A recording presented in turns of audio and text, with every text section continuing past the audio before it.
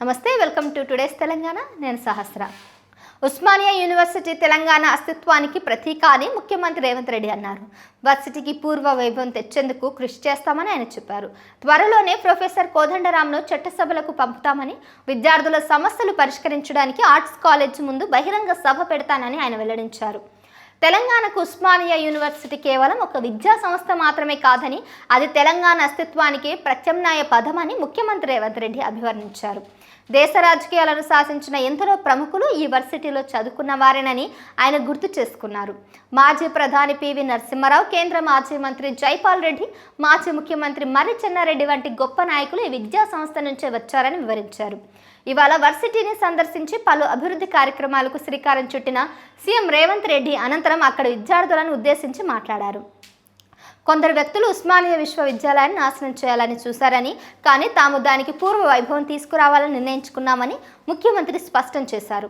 ఈ క్రమంలో 108 ఏళ్ల చరిత్ర కలిగిన ఈ వర్సిటీకి ఒక దళితుడిని వైస్ ఛాన్సలర్గా నియమించి చూపించామని అన్నారు. అలాగే దేశానికి యువ నాయకత్వం అవసరమని ఆయన పేర్కొన్నారు.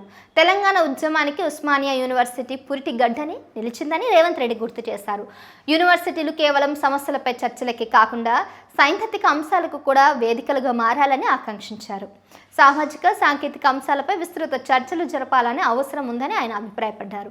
ముఖ్యమంత్రిగా తాను మళ్లీ యూనివర్సిటీకి వస్తానని, ఆర్ట్స్ కాలేజ్ ముందు బహిరంగ సభ పెడతానని రేవంత్ రెడ్డి సవాల్ వెల్లడించారు. ఎవరు అడ్డం వస్తారో చూస్తానని హెచ్చరించారు. విద్యార్థులు నిరసన తెలిపినా తాను ఏమీ అననని, క్యాంపస్లో ఒక్క పోలీసు కూడా ఉండనని స్పష్టం చేశారు. విద్యార్థుల సమస్యలు స్వయంగా తెలుసుకొని అక్కడికక్కడే పరిష్కారాలు చూపించేందుకు జీవోలు జారీ చేస్తానని ప్రకటించారు. తెలంగాణలో ఏనుగులు, మృగాలు లేవని, ఉన్న క్రూర మృగాలు మానవ మృగాలే ఫామ్ హౌస్లకే పరిమితమయ్యాయని మాజీ సీఎం కేసీఆర్ను ఉద్దేశించి పరోక్షంగా హాట్ కామెంట్ చేశారు సీఎం రేవంత్ రెడ్డి.